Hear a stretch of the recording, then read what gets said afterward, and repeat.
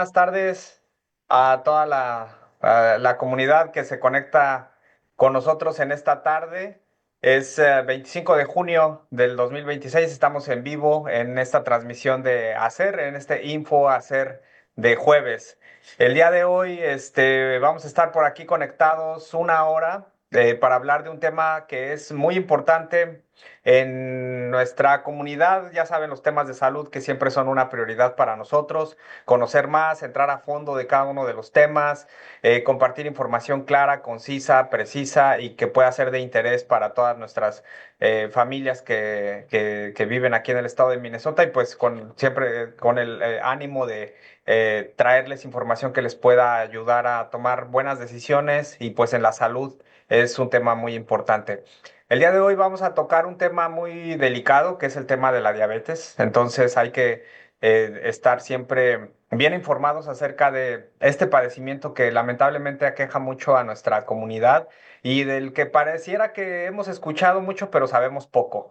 Entonces, obviamente, nosotros siempre tratamos de traer esta información, sobre todo la de salud, con especialistas, que sean especialistas que compartan esta información y que sean el idioma español, con un lenguaje culturalmente apropiado para poder entender correctamente o de manera profunda el tema, los conceptos y sobre todo, pues bueno, llevarnos a casa y compartir con nuestro entorno, con nuestra comunidad, todo el conocimiento que podamos tener acerca de este y todos los temas que aquejan, ¿no? Sobre todo les comento en el área de la salud.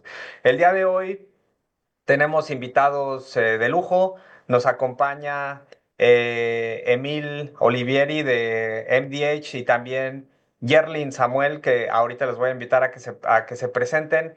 Emil es representante de la unidad de Community Innovation Strategies de la unidad cardiovascular de MDH. Ahorita vamos a dejar que nos hable un poquito más qué responsabilidades tiene y qué es lo que hacemos aquí. Y Yerlin Samuel, que es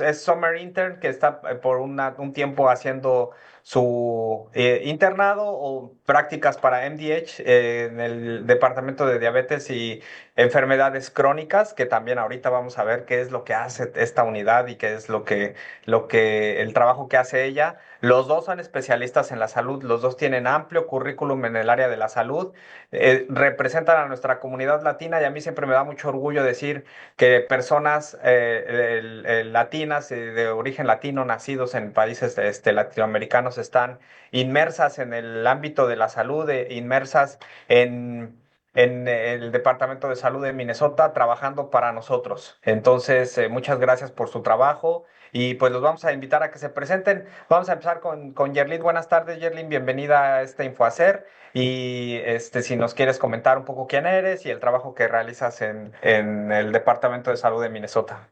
Claro que sí, Osvaldo, con mucho gusto. Gracias, comunidad, por esta hermosa invitación extendida. Mi nombre es Yerlin Samuel, oriunda de República Dominicana. Un honor maravilloso poder representar mi comunidad latina en el estado de Minnesota.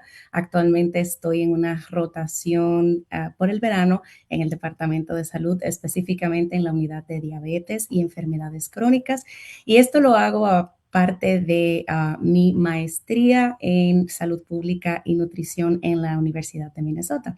So, ahora mismo en el departamento de diabetes estoy ayudando con investigaciones, proyectos, ayudando a revisar propuestas de grants, haciendo una investigación para una presentación sobre los GLP-1 que voy a estar presentando en el mes de agosto y pues aprendiendo del sistema de salud y aprendiendo bastante de Emil en el área de cardiovascular, así que es un grato honor compartir este perfil y este lugar con Emil. Así que muchísimas gracias por este tiempo.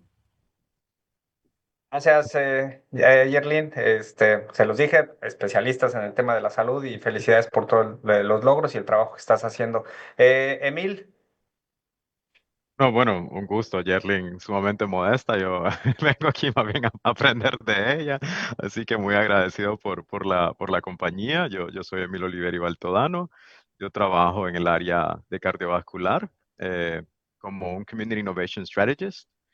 como un estratega que innova a nivel comunitario, ¿verdad? Em, y ya tengo más o menos 2 años y medio de estar trabajando para el Departamento de Salud de Minnesota. Am, y bueno, siempre es un placer poder estar con ustedes, poder compartir con la comunidad. Me da mucho gusto y espero que podamos influenciar un poquito en las personas y poder enseñar un poquitito y nosotros siempre también aprender de las personas y las preguntas. Así que sumamente agradecido. Perfecto, pues muchas gracias. Tenemos tema importante, tenemos invitados importantes y los invitamos a que se queden a lo largo de esta hora. Hoy vamos a hablar de temas muy importantes. Vamos a hablar primero que nada conocer un poco más a profundidad el trabajo que realizan y por qué realizan este trabajo Emil y Yerlin en el Departamento de Salud, o por qué el Departamento de Salud está preocupado por este tema y por qué está invirtiendo recursos en diversas lenguas para poder, o en diversos idiomas para poder comunicar información en este tema tan delicado como es el de la diabetes y otros también de la unidad cardiovascular del Departamento de Salud. También vamos a tener algunos consejos, vamos a identificar la diabetes, qué es, los síntomas, qué es, los conceptos que a veces ubicamos como la diabetes, prediabetes, algunos otros, reconocer los síntomas más comunes, los riesgos asociados a un tema muy delicado que está tristemente impactando a nuestra comunidad, que es la automedicación. Ya por aquí Yerlin comentó acerca de los medicamentos o los tratamientos LGP1. Y ahorita vamos a aprender mucho más. Hemos visto anuncios, todavía no sabemos bien de qué se trata este tema y hoy nos vamos a informar y vamos a tener, entonces los invitamos a que tengan por ahí con qué anotar porque este tema es muy delicado. Después también entender efectos en la salud por la automedicación. También hablar un poquito de las estadísticas, por cómo ha impactado este tema en nuestra comunidad. Y al final, pues, recomendaciones saludables que Emil y Yerlin nos van a dar para tener una vida saludable, no nada más en el tema de la diabetes en general, pero pues obviamente buscando prevenir. Y si usted ya padece la diabetes o algún familiar en casa, tiene todo, la verdad, yo creo que todo el mundo tenemos a alguien que está padeciendo esta enfermedad, particularmente yo, tres miembros de mi familia. Entonces es un tema y muchos más amigos, conocidos, entonces es un tema que impacta y siempre es importante tener esta información para poder apoyarlo, ¿no? Apoyar a nuestros vecinos, amigos, conocidos, a la familia en general. Y bueno, pues para entrar ya de lleno en la presentación, me gustaría primero empezar con Emil y con Yerlin preguntándoles. ¿Qué es la diabetes? ¿Cómo la podemos conceptualizar? ¿Y qué es la prediabetes? ¿Cómo podemos saber si vivimos con alguna de estas condiciones? Si no lo sabemos, tal vez, ¿no? ¿Cómo entraríamos en este tema? Primero desde el concepto. Gracias, gracias. Pues la prediabetes es una condición en que los niveles de azúcar en la sangre están más elevados de lo que consideramos normal. En este caso, la persona todavía no ha sido diagnosticada con una diabetes, pero comienza, ¿verdad?, a subir los niveles de azúcar en la sangre. Es una condición que de cierta forma incrementa el riesgo de con el tiempo padecer la diabetes. Por eso es la importancia de prevenir y cuidarnos, ¿verdad? Con anticipación. Y de paso también la prediabetes puede tener riesgos cardiovasculares importantes. Y algo que es importante entender que no siempre va a haber un síntoma para la prediabetes. Puede una persona tener prediabetes y no saberlo. Se habla que más de 115 millones de personas en Estados Unidos tienen prediabetes y un 80% de estos ni siquiera sabe que la tiene. Esto según la Asociación Americana de Diabetes. Pero qué importante entender y conocer que esto podemos modificarlo, podemos cambiarlo con el estilo de vida, con retrasar con el tiempo el diagnóstico de la diabetes, sí se puede cuando intervenimos a tiempo, cuando nos tratamos a tiempo. Entonces, he ahí la importancia de que si nos cuidamos, podemos regresar esos niveles de azúcar en la sangre a la normalidad y retrasar o detener el diagnóstico de diabetes. Por su parte, mi querido Osvaldo y comunidad, la diabetes es una enfermedad crónica que afecta muy fuertemente lo que es la salud pública, así como tú decías, principalmente nuestra comunidad latina, teniendo en consideración que existe lo que es la diabetes tipo 1 y diabetes tipo 2. La diferencia de esta es que la diabetes tipo 1 mayormente es un ataque de las células autoinmunes a el páncreas, que es donde se produce la insulina, específicamente en lo que es las células betas, donde el paciente que tiene diabetes tipo 1 no produce suficiente insulina o no produce ninguna. En su diferencia, la diabetes tipo 2 está mayormente relacionada a lo que es la resistencia a la insulina. Es decir, el páncreas produce insulina, pero de alguna u otra manera el cuerpo no puede utilizar la glucosa que está libre en el torrente sanguíneo. Entonces, la diabetes tipo 2 está más asociadas a factores de comorbilidad como la dieta, pacientes que están en sobrepeso, pacientes con problemas hormonales. Es la diferencia de la diabetes tipo 1 a la diabetes tipo 2. Entonces, la pregunta, ¿cómo podemos detectarla? ¿Cómo podemos evaluarla? Y yo diré que aquí, comunidad, es imprescindible la evaluación médica, porque como decíamos, la prediabetes muchas veces usted no va a saber. No hay un síntoma definido, quizás su nivel de azúcar en la sangre está elevado, pero usted no lo sabe. Pero hay una forma donde su médico de cabecera o el médico especialista puede hacerle un examen de sangre y evaluar cómo está el azúcar. Y uno de ellos, y trabajando como LPN en Primary Care por aproximadamente 5 años, parte del chequeo físico de los pacientes está el colesterol y está la A1C, que es la hemoglobina glicosilada. Entonces, ¿por qué la importancia de hacernos un chequeo por lo menos anual? Es exactamente para prevenir, es exactamente para cuidarnos. Y diremos por qué. Lamentablemente la comunidad latina y viniendo de República Dominicana, creo que es un punto importante a considerar, es que buscamos atención cuando ya está el problema.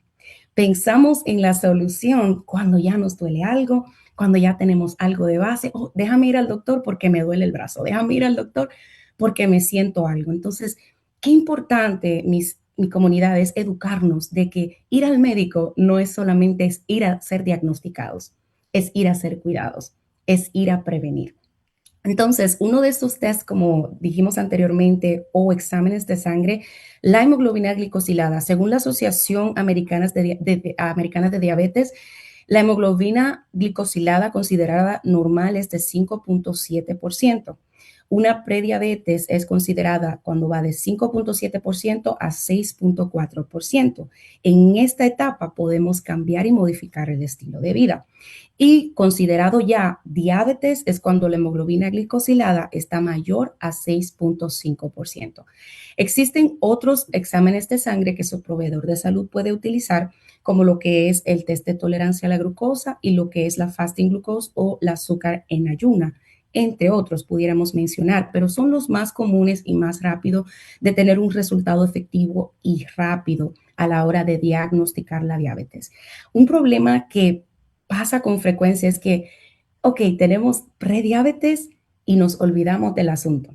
Quizás hacemos un cambio instantáneo, pero no damos seguimiento a una consulta regular con nuestro médico de cabecera para valorar cómo están esos niveles de sangre. Entonces, es importante, amada comunidad, que aunque usted no tenga un síntoma, como mencionamos, prevenir es muy importante. Wow, ya anoté yo tres preguntas aquí porque entramos a los temas conceptuales y es esto, me gustaría a mí reafirmar mucho porque yo con ustedes aprendí algunos conceptos en estas reuniones de coordinación que tuvimos para este evento. Uno de estos es la hemoglobina glucosilada. Esto no es algo que pueda ir yo a hacerme así en uno de las ferias de salud, ¿verdad? Donde está la mesa que están checando los niveles de azúcar en la sangre, o haciendo el chequeo el piquetito y que nos sacan tantito una gotita de sangre para medir. este no es el estudio de hemoglobina glucosilada, ¿correcto? Entonces, aquí a quién se le recomienda hacer este estudio, si ya estoy sintiendo un síntoma, o yo puedo ir así con mi médico de la clínica y decirle, oiga, quiero hacerme este estudio de hemoglobina glucosilada porque pues vi un video de hacer y ellos me dijeron que fuera, entonces, ¿cómo, o en qué punto debo de yo tratar de buscar este estudio para determinar si puedo padecer o no? Pues si usted ha ido a una feria y le han detectado el azúcar a más de 100, debe ir a un médico. Y si usted tiene un chequeo físico, aunque tenga o no tenga un síntoma, está definitivamente correcto pedirle a su proveedor de salud primario que le gustaría que le chequee su hemoglobina glicosilada, que está cubierta por el físico. Es parte de una rutina física. No es un test adicional o un test si usted es solamente diabetes. Es un test de rutina. Entonces, cuando usted va a su médico de proveedor o muchas veces un familiar suyo tiene un glucómetro en la casa, si esos son los aparatitos de pincharse el dedito, y usted por curiosidad, déjame ver si yo también tengo el azúcar alta o yo quiero chequearme la glucosa. Entonces, una glucosa mayor de 100, 110, 150, por ahí es una pizca de que usted debe de ir a un proveedor de salud y hacerse el estudio de hemoglobina. La diferencia del A1C, que es la hemoglobina glicosilada, es que mide el nivel de azúcar en la sangre por los pasados 3 meses, que es el azúcar ligado a la hemoglobina, específicamente por lo que usted ha ingerido en los últimos 3 meses. Sin embargo, el test de azúcar del pinchado del dedito puede medir el nivel de azúcar al momento. Es decir, si usted, por ejemplo, acaba de comer y ha pasado menos de 2 horas, puede que obviamente el test del pinchazo en el dedito va a salir elevado porque su cuerpo acaba de recibir ese nutriente y está descomponiendo ese carbohidrato y toda esa glucosa y toda esa energía está en su torrente sanguíneo. Sin embargo, la hemoglobina glicosilada habla no solo de lo que usted ha comido el día de hoy, sino de lo que ha comido y de lo que su cuerpo ha sido expuesto en los últimos 3 meses. Entonces, para este test de hemoglobina, usted no es glicosilada, no necesita ayunar, no necesita una preparación previa, simplemente ir a su consulta médica y le van a hacer un examen de sangre. Perfecto. Primer paso, entonces, hacer lo del pinchazo con, obviamente con un profesional primero de la salud en alguna clínica, en algún evento, que este es algo, no es invasivo, ¿no? Muchas personas incluso en casa lo pueden hacer quien tenga un poco de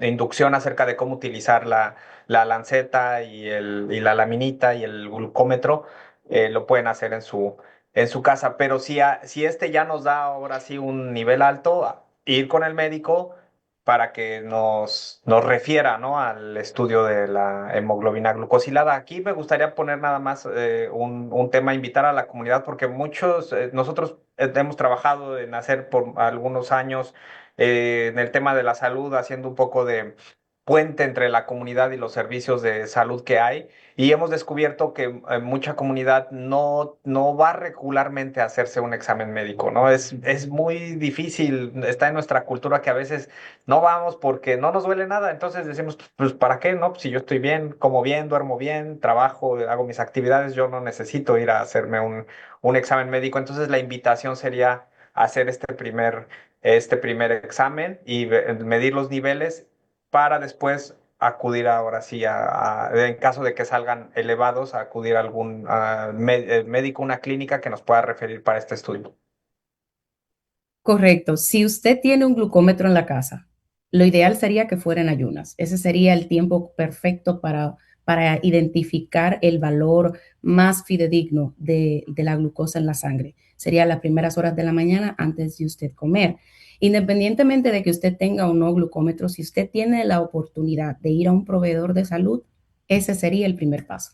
Independientemente que tenga el glucómetro o no, ir a un proveedor de salud sería lo más correcto, porque no solamente es el test de la hemoglobina, como dijimos, hay otros laboratorios, examen físico, entre otros, que también son parte de la evaluación y es importante. Excelente, pues vamos, ya estamos avanzando. Me gustaría, antes de entrar al otro terreno grande que es el de los síntomas, primero preguntarle a Emil, Un poco, ¿por qué MDH está preocupado por este tema? ¿Qué está pasando en la comunidad o qué nos está sucediendo que de repente MDH dijo, a ver, vamos a buscar, vamos a tratar de educar en tema de la diabetes?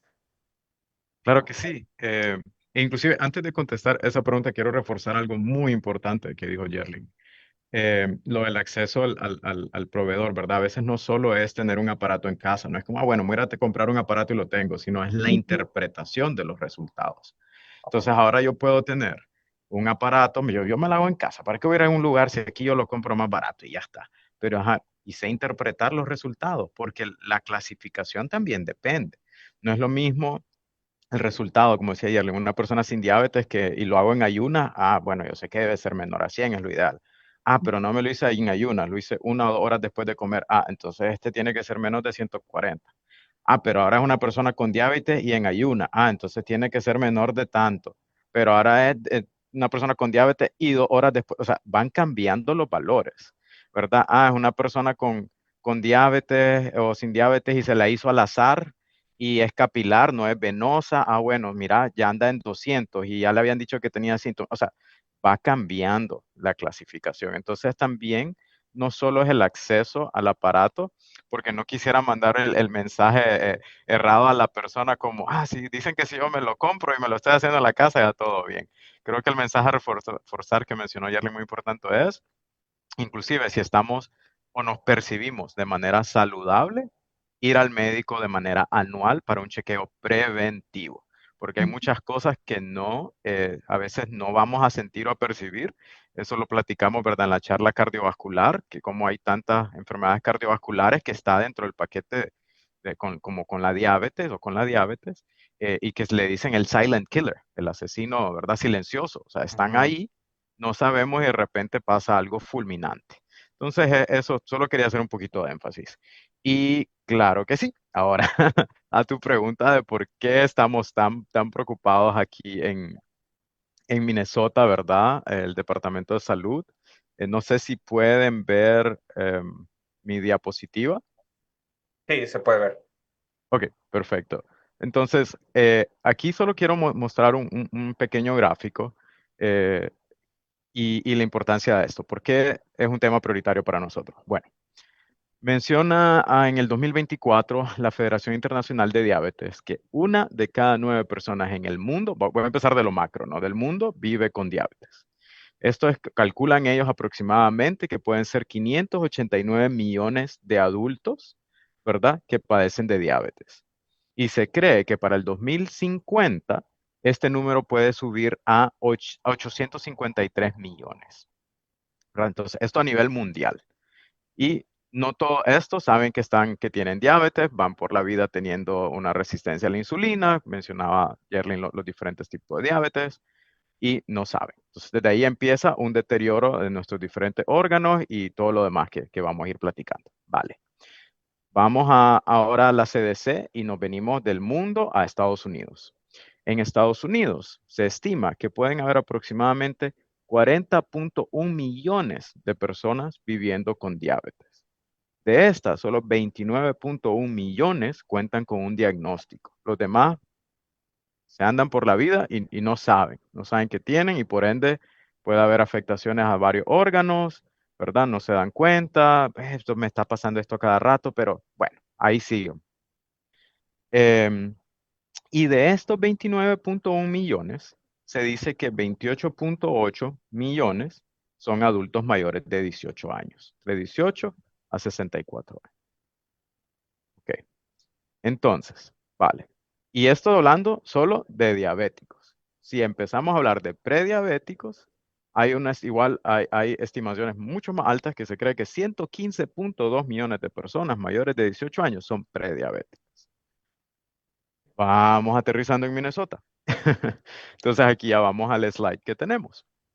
Y en este slide, ¿verdad? Igual, datos con MDH, el dato de la Asociación Federal de International Federation of Diabetes, vienen y dicen que tenemos aproximadamente un 10.5%, pero dicen 10.1, pero es bien pequeña la variación, 10.1, 10.5, de adultos en Minnesota, o sea, 470,000 personas fueron diagnosticadas con diabetes tipo 1 y tipo 2, datos del 2024.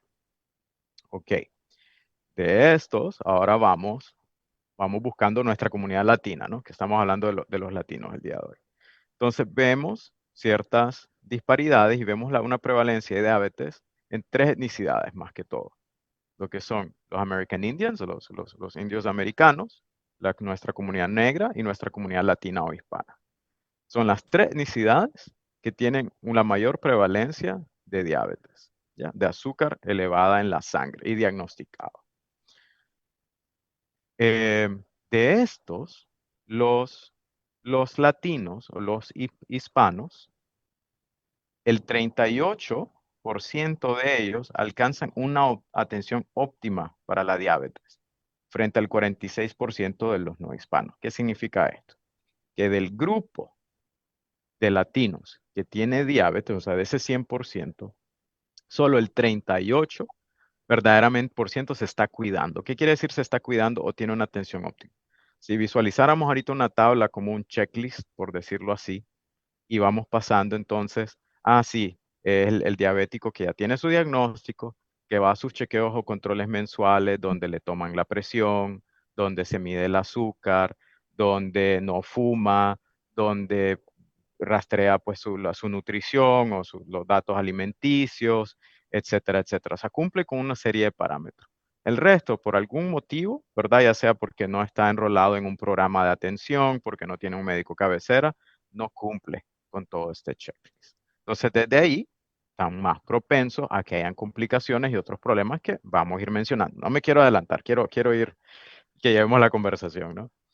Em, ahora, después, porque vamos aterrizando al macro, a Minnesota, la etnicidad, pero ¿qué también más conlleva esto a un nivel de salud pública en el cual trabajamos nosotros? Hubo un estudio multicéntrico llamado Search for Diabetes in Youth, ¿verdad? Que mencionó que el número de casos de diabetes tipo 2 en personas jóvenes, en este caso ya menores de 18 años, prácticamente las estadísticas entre el 2001 y 2017 se han estado multiplicando. O sea, el dato, la diabetes se ha ido multiplicando, se ha ido presentando más casos y esto en otras palabras está mostrando o representa una carga cada vez mayor, ¿verdad? Para los que viven con esta enfermedad como para el sistema de salud, para las empresas y la sociedad en general. ¿Por qué? Porque al tener más personas con diabetes, aumentan los costos de atención médica, ¿verdad? Y aumenta la pérdida de productividad, es decir, ya algunas de las personas con diabetes, algunas, ¿verdad? Especialmente a medida que presentan más complicaciones, van perdiendo su productividad por la misma enfermedad. ¿Qué quiere decir eso? Quiere decir, perdón, ¿me escuchan? Sí, perfecto. Ujú, Ok, pero justo está entrando una llamada, entonces, ujú. ok, ya, pongo eso en pausa. Van presentando una, una carga, ¿verdad? Para las personas económica y aproximadamente eso se estimó en Minnesota que era de 2.300 millones de dólares. Y que para el 2017 esta cifra del 2012 al 2000 ya había aumentado a 4.700 millones de dólares. Wow. ¿Sí? Y que es otra cosa importante a mencionar. Es importante mencionar que hablando del tema económico, ¿verdad? Que en Minnesota existe una disparidad económica en la prevalencia de la diabetes en los adultos de edad laboral, ¿verdad? Hablando de 18 a 64 años. ¿Qué quiere decir esto? Que más del 9% de las personas en edad laboral que viven en hogares con ingresos menores a $35,000 al año tienen diabetes, en comparación con solo el 5.9% de las personas que en edad laboral que viven en hogares con ingresos superiores a los 35,000. Es decir, entre menos gano, estas personas tienen más probabilidades de tener diabetes.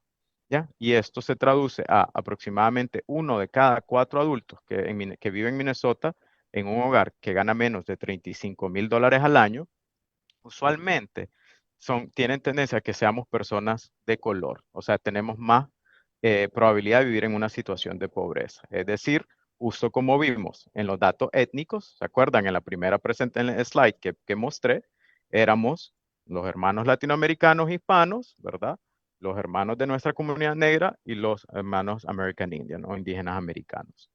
Entonces, ahí estamos viendo, voy a dejar de compartir un momento, estamos viendo que hay también disparidades que nos llevan aquí económicas. Entonces podemos hablar de la salud, ¿verdad? Ya vamos a hablar el porqué, la alimentación, lo demás, tradiciones, pero también cómo están ligados ciertas cuestiones de salud pública, desde la economía, desde el trabajo, desde el conocimiento, ¿verdad? A la prevalencia de diabetes y para cerrar, porque definitivamente aún con todo lo que mencionamos nos importa más porque la diabetes es la séptima causa de muerte en Minnesota y solo en el 2021 fue responsable de 1.575 fallecimientos, ¿verdad? Entonces, definitivamente esto está afectando a muchas personas y el enfoque preventivo es mucho más económico, más eficiente y con mayor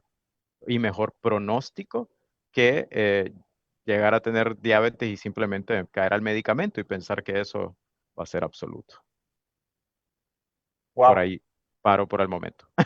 Sí, no, no, hombre, a esto me refería precisamente porque ya llama la atención del Estado, ¿no? O sea, son tantos los casos, está incrementándose en los últimos años, como mencionas, no nada más se duplicó, sino que hasta se triplicó o más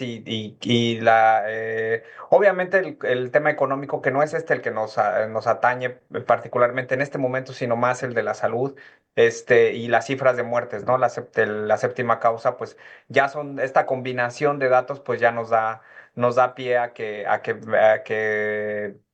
veamos por qué el Departamento de Salud ha tenido o ha puesto tantos recursos en fortalecer la información y tratar de apoyar a la comunidad para navegar este tema. También, gracias por sus preguntas, las vamos a responder ahorita en un momento. Las personas que se están conectando, estamos hablando de diabetes, y está con nosotros Yerlin Samuel, Emil Olivieri, que representan al Departamento de Salud y son especialistas en este tema tan delicado. Ya hablamos un poquito de cómo identificar la diabetes, la prediabetes, algunos conceptos. Y vamos a pasar a un tema que es fuerte también, el de los síntomas. Y aquí me gustaría empezar con este punto. Muchas personas, como es el tema de la diabetes no es un tema que te cause o no es una enfermedad que de primera mano te cause un dolor o una laceración o un malestar que impida que realices tus actividades, muchos lo dejamos.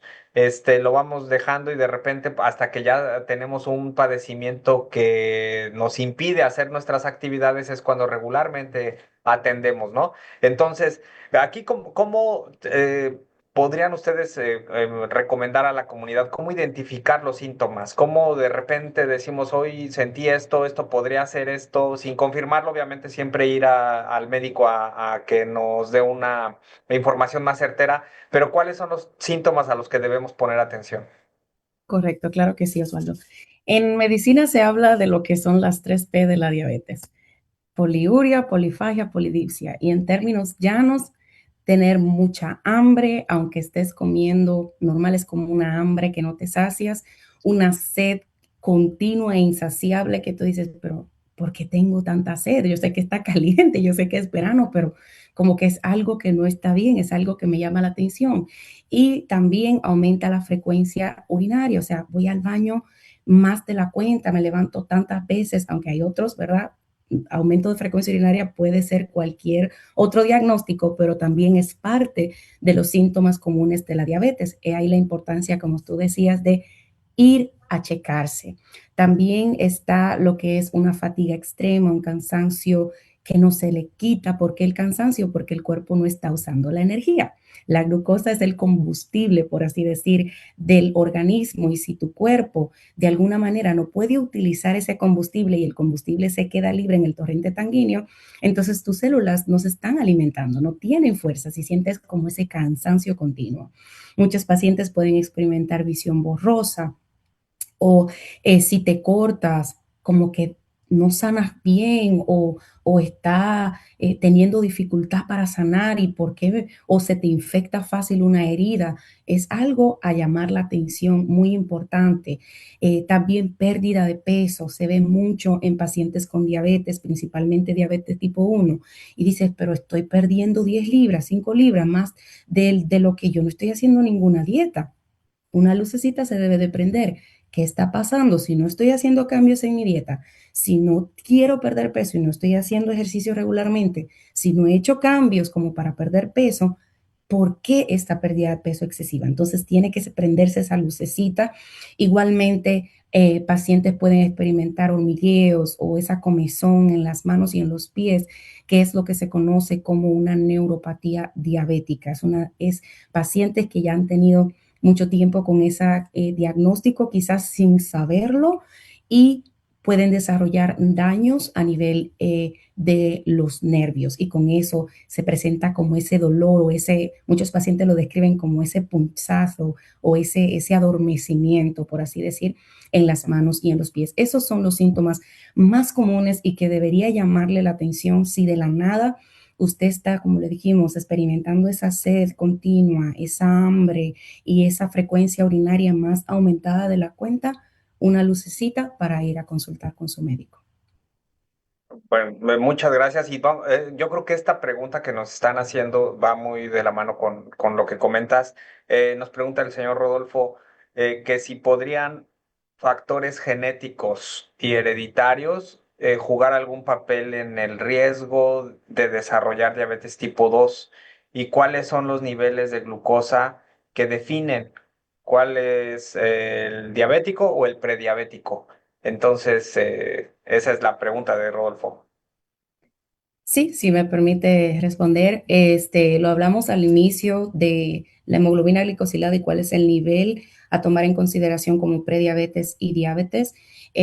Para contestar tu pregunta, dijimos que menos de 5,7 es lo normal, de 5,7 a 6,4 de hemoglobina glicosilada, porque recordemos, como decía el estimado Emil, que cada test tiene su significado, ¿verdad? Cada médico interpreta el resultado acorde al tipo de test que se está haciendo. No es lo mismo la lectura de un examen de una punzadita de dedo a el resultado de lectura de la hemoglobina glicosilada, ¿verdad? Dijimos, como decía el estimado Emil, no es lo mismo que se evalúa un paciente que no tenga ninguna comorbilidad o que no tenga un diagnóstico de diabetes, cómo vamos a interpretar los resultados a un paciente que ya haya sido diagnosticado y se esté haciendo la prueba. Entonces, siempre importante, mi estimado, buscar la ayuda de un profesional de salud. Si usted está teniendo algún síntoma y en el pasado usted ha tenido un test de laboratorio positivo en prediabetes o diabetes,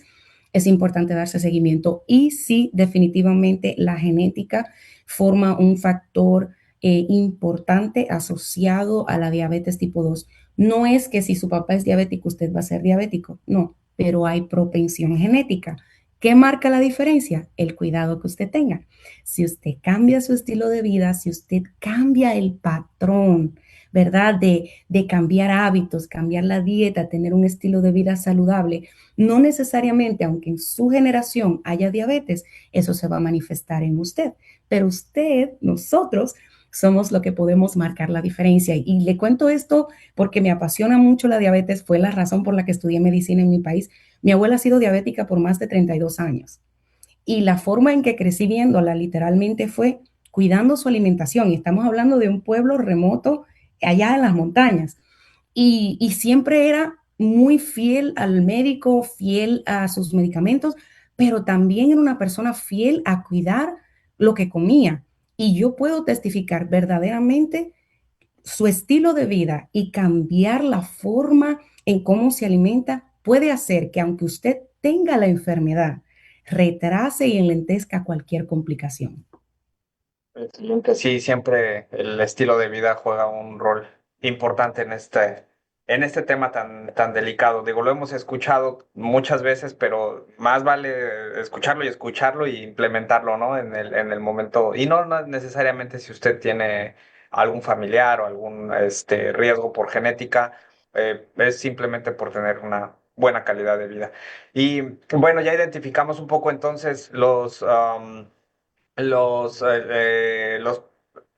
los síntomas que podrían indicarnos y vamos a ver ya una persona ya diagnosticada, que aquí tenemos ya mucha gente en la comunidad que ya es diagnosticada con diabetes. ¿Cuáles son los primeros pasos? Obviamente quienes ya tienen muchos años ya han recibido tratamiento, tienen a su médico y todo, pero los que están ahorita por descubrirse con el padecimiento, ¿cuáles son estos primeros pasos que deben seguir? Supongo que después de lo que nos has comentado, hacer el test de la hemoglobina glucosilada y después ya buscar un tratamiento, ¿es correcto?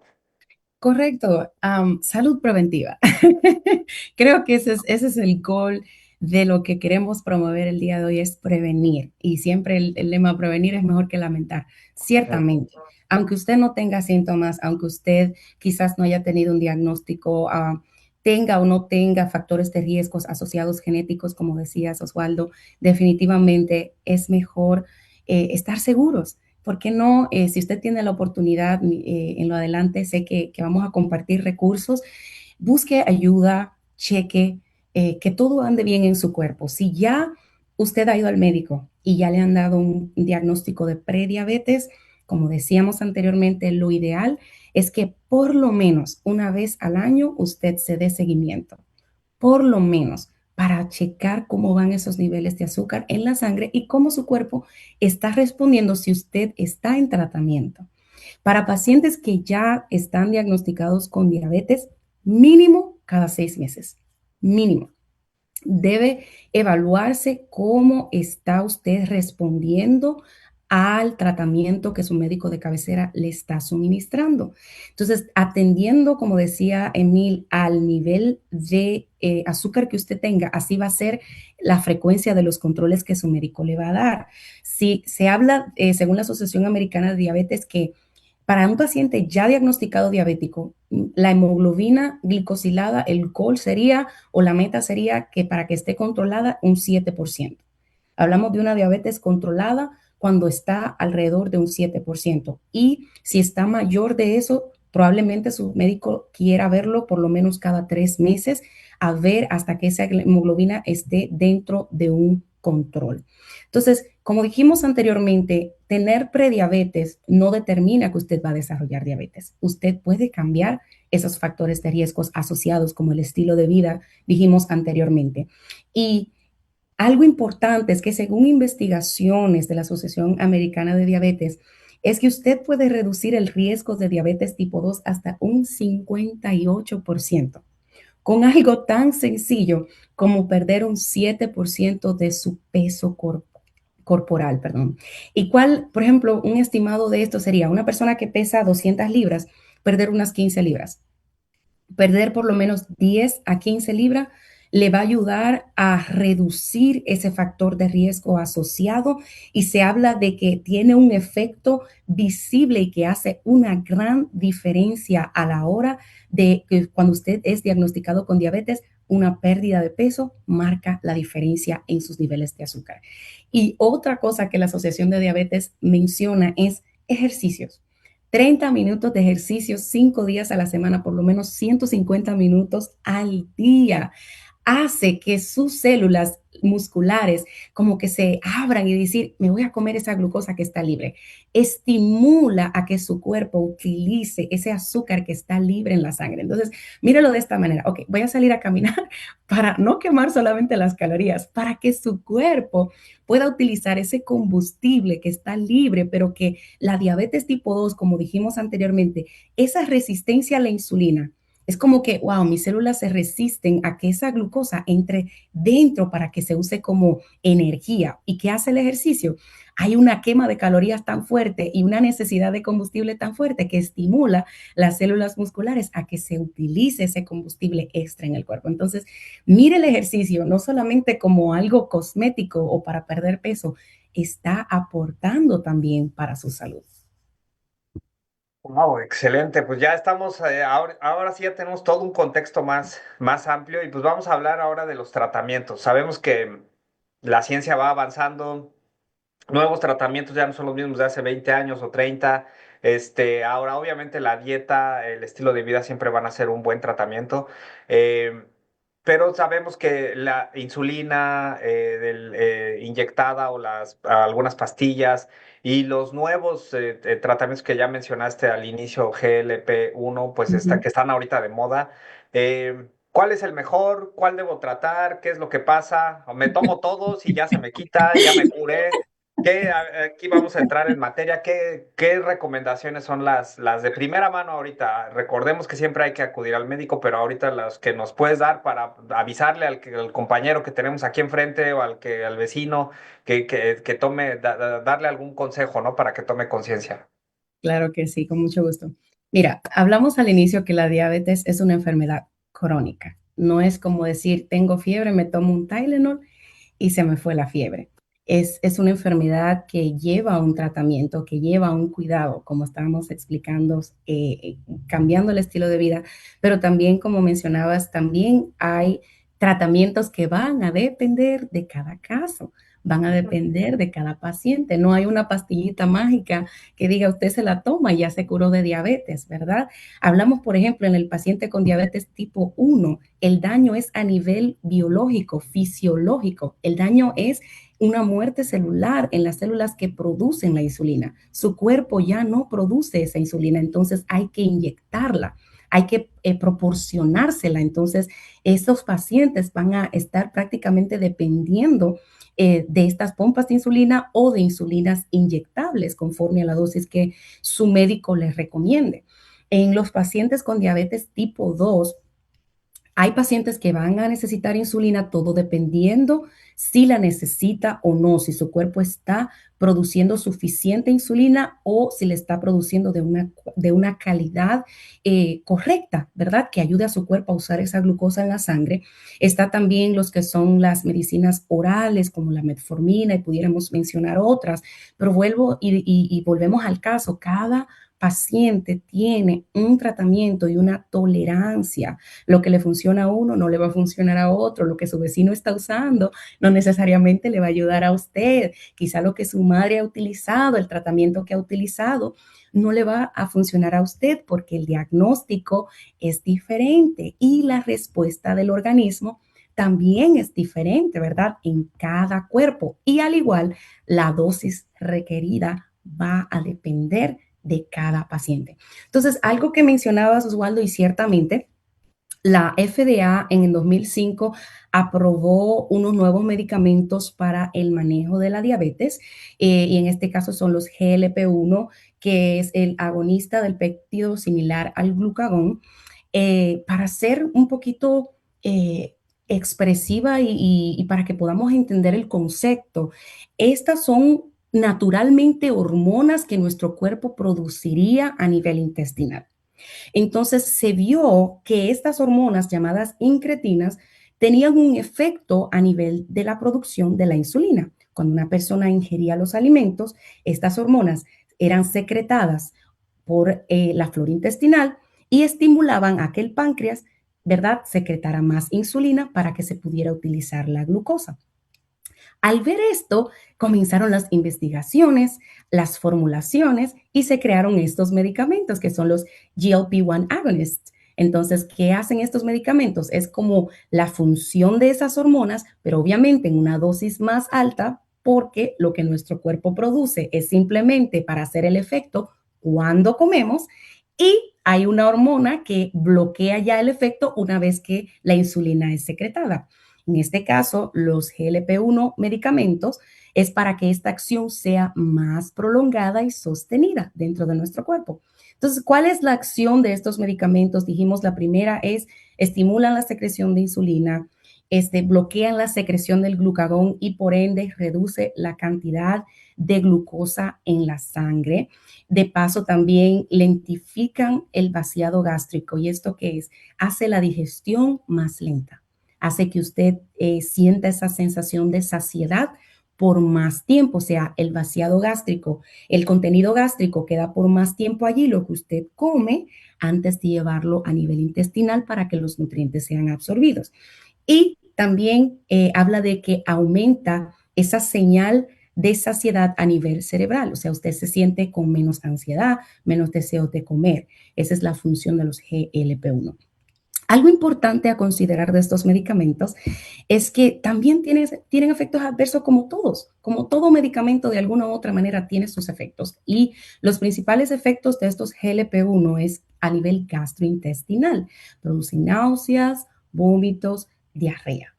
Pero es importante, creo que lo que estamos viendo ahora mismo, mi estimado Osvaldo, es una tendencia de usar este medicamento como un medio cosmético en vez de un medio de tratamiento para tratar un problema crónico, ¿verdad? Porque dijimos que la FDA primero aprobó este medicamento para la diabetes.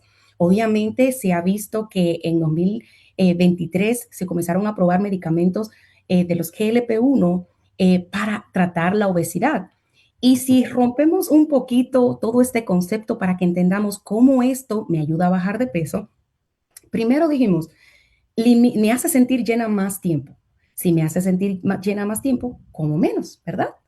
Si envía una señal a mi cerebro de que no tengo hambre, no me va a dar ese deseo de estar picando y de estar comiendo comida, ¿verdad? A de noche y así. Entonces, estos factores, claro está, llevan a lo que es un déficit calórico. ¿Qué es eso?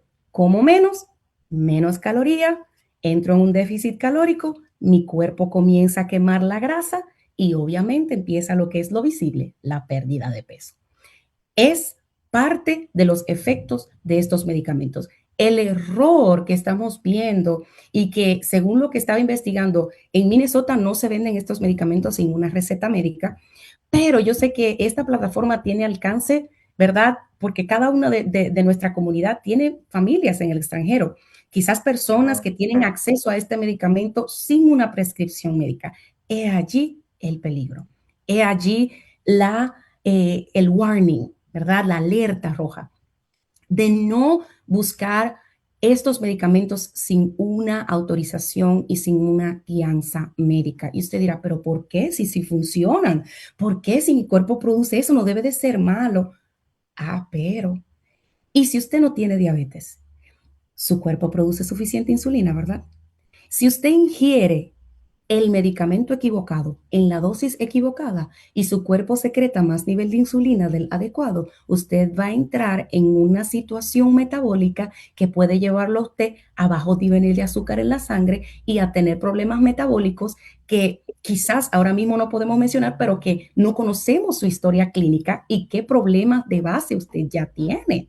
Entonces es importante que cuando usted tenga curiosidad acerca de un medicamento, como decía mi estimado Waldo, por un anuncio que vio en Facebook o en la televisión, siempre háblelo con su médico. Siempre pregunte porque la televisión no conoce su diagnóstico ni conoce su historia clínica, pero su médico sí lo conoce. La televisión o el doctor de la televisión no sabe de lo que usted padece o a qué tiene intolerancia o si el medicamento le da una reacción alérgica o si el medicamento le produce otros efectos adversos que sí los tiene.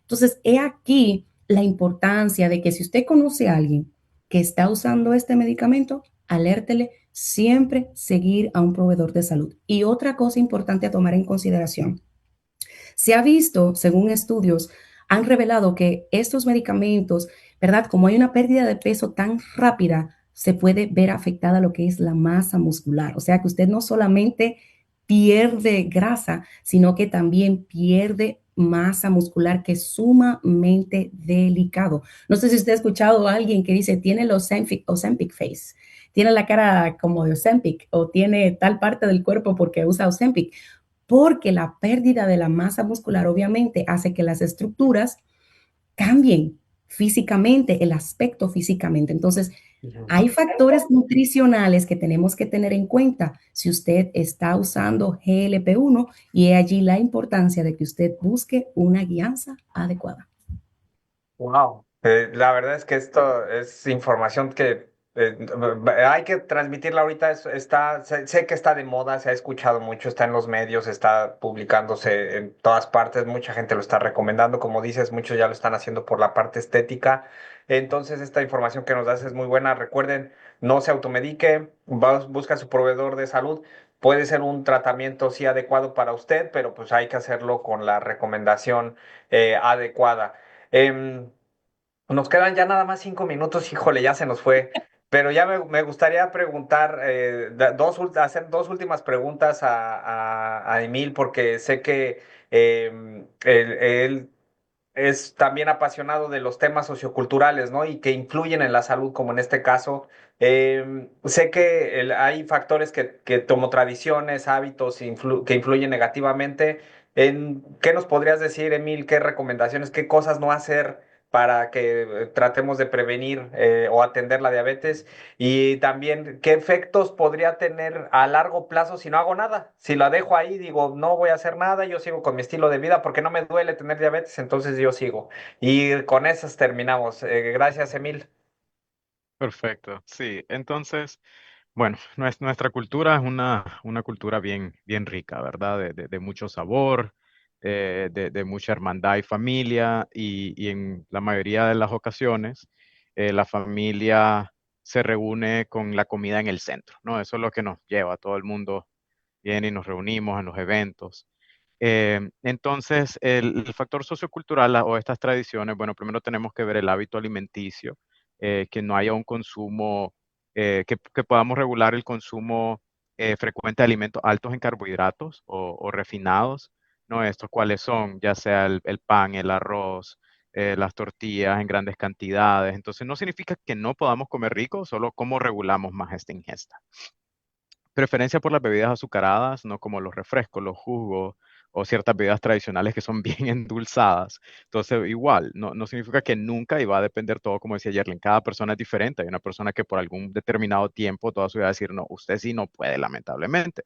Hay otras personas que aunque seas diabético, sí, vas a poder esto una vez por allá. O personas que no, inclusive si estás en condiciones óptimas, si yo abuso y empiezo a consumir esto de manera cotidiana, pues entonces voy a terminar enfermándome, ¿no? Y algo que también tenemos que regular es la obesidad centrípeta, que se llama. Es cuando somos muy panzoncitos, hay mucha grasa a nivel abdominal y esa grasa carga los órganos y no pueden trabajar bien y va a todo otro problema, ¿no? Hay resistencia, la grasa produce resistencia a la insulina, no produzco insulina, se me da azúcar elevada en sangre, problemas cardiovasculares y más. Em, entonces, bueno, las porciones, ¿verdad? Cuando estamos en fiesta, a veces nos emocionamos y son las porciones desmedidas. Dale más, come, mi muchachito, te dice la abuelita, dale. Entonces, Ah. está bien, abuelita, está delicioso, voy a comer. En todo caso, empacame un poquito para llevar, ¿verdad? Entonces, no hay que abusar en ese momento tengo que consumir todo. A veces está esa creencia de comer bien, de comer el montón, es abundancia y eso es bienestar. Entonces, claro, ¿no? Qué bonito tener un acceso abundante a comida, pero igual hay que buscar cómo moderar, porque un carro no le vas a echar más gasolina, ¿no? Cuando ya llenas el tanque, se dispara la bomba, ¿no? ¡Pah! Se acabó, lo llenaste, no ocupas más. Eso es lo que ocupa el carro para correr donde vos lo estás manejando. Entonces, igual tu cuerpo, esto es lo que yo necesito para lo que yo hago. Claro, si fuera un deportista de alto rendimiento que hago más, voy a comer más probablemente o otras cosas diferentes para el ejercicio y lo que mi cuerpo va a demandar. Entonces, hasta eso se regula, ¿no? Em, las recetas tradicionales, ¿no? Porque mi abuelita, mi mamita lo hacía así, yo también lo hago así, y no nos preguntamos ni por qué, y tal vez venimos arrastrando que, claro, en aquellos entonces se hacían así porque desde nuestros principios de la humanidad las personas eran nómadas, caminaban más de 40, era como hacer un maratón diario y necesitaban toda esta ingesta calórica. Y ahora yo paso sentado en una computadora todo el día. No lo necesito. Am, bueno, las barreras sociales, a veces cuando igual migramos, no manejamos el idioma, es difícil a veces adaptarse, regresamos a los que nos sentimos cómodos, como vimos en las casas también, la parte económica, ¿no? Pienso que como no tengo dinero, es que yo gano poquito, entonces voy a ir por las comidas rápidas, por el servicio, el drive-thru o lo que sea, cuando igual o aunque tenga limitaciones económicas, puedo ir a ciertos súperes de mejor acceso, comprar frutas, comprar verduras, comprar ciertas proteínas que son más costeables. Em, el idioma también a veces dificulta o la comprensión académica, la adherencia al tratamiento. Yerlin me explicó un montón, pero yo no entiendo, yo no sé cómo tomármelo. Yo no, hay algo me dijeron, pero yo no entiendo. Entonces, ver cómo podemos llevar a una persona de confianza, a un familiar que si creemos que pueda tener más conocimiento en estos temas o mayor acceso para que me ayude a retener información, me la puedan escribir de una manera que yo la pueda procesar mejor y tener una mejor adherencia al tratamiento. ¿Qué significa adherencia al tratamiento? Saber qué días me lo tomo, a qué hora me lo tomo, cómo me lo tomo, qué días lo tengo que consumir, etcétera. Eh, También parte de la cultura, como usted mismo mencionaba, Osvaldo, subestimamos las enfermedades. Eso no es nada, no pasa nada. Yo soy Ujú. bien hombre. Ay, esa es una llaguita en el pie. Eso es babosada. Un mes después me están Después amputando el ya pie. está. Ujú. Entonces, todo ese tipo de cosas, nuestra vida es única. Nosotros somos los más valiosos. Nos tenemos que cuidar a nosotros mismos para inclusive cuidar a las personas que más amamos, ¿no? Entonces, ese tipo de cosas, lugares que puedo recomendar, porque sé que se nos acaba el tiempo. Em, yo sé que siempre escuchamos, vaya a donde su médico, vaya a donde su médico. ¿A dónde queda ese médico? Yo no tengo. Bueno, hay diferentes lugares, ¿verdad? Si es que ocupo educación y autocontrol de la diabetes, hay un programa que se llama Diabetes Self-Management, Education and Support, DSMES, Educación y Autocontrol de la Diabetes. Tiene educadores certificados, te pueden ayudar de la diabetes. Hay ahora educación acorde a la cultura. Es decir, ay, no, es que este me va a enseñar cosas que yo ni por cerca de eso yo no como así. Te van a enseñar a comer acorde a tus hábitos, a tu cultura y tradiciones, en tu idioma, hay español, hay inglés, etcétera. Cómo tomar los medicamentos, controlar el azúcar. Está el Minnesota Insulin Safety Net Program, Minnesota Insulin Safety Net Program. Te ayudan a encontrar, a poder tener acceso a insulina en caso que necesites, o sea, insulino dependiente a bajo costo. Um, a personas que o no tienen seguro o tienen bajos ingresos económicos. También recomiendo mucho todo lo que son los FQHC, los Federal Qualifying Health Centers. Hay muchísimos centros de salud en sur de Minneapolis, norte de Minneapolis, Saint Paul, que te pueden dar, te ayudan cuando sos uninsured, underinsured, cuando no tienes seguro o el seguro no te cubre todo, puedes pagar un sliding fee o tienen como programas que te pueden ayudar. O sea, hay bastante asistencia. También está la página del Departamento de Salud. Pueden escribirnos a la unidad de diabetes, pueden escribirnos a la unidad cardiovascular y nosotros con gusto, yo con gusto, si recibo sus correos, sus preguntas, puedo apoyarlos a tener conexión con otras instituciones, otras personas que los puedan apoyar en este proceso. Estamos para servir, es nuestro placer, para eso estamos en el Departamento de Salud.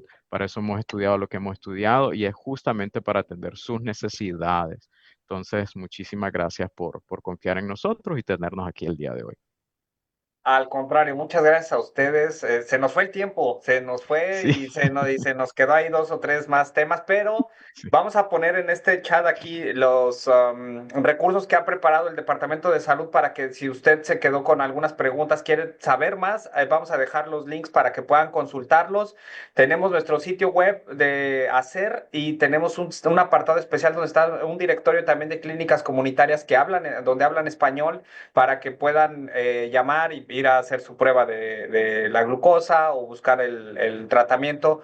Consulte a su médico porque los tratamientos que mencionó también Yerlin están recomendados siempre y cuando sea bajo la supervisión de un médico, ¿eh? Entonces, eso también todo mientras esté bien supervisado, es recomendable. Y pues los consejos de Emil para tener una dieta saludable, el ejercicio, la salud mental, dormir bien, descansar bien, activación física, en fin, todo esto va a abonar. Esperemos que la información haya sido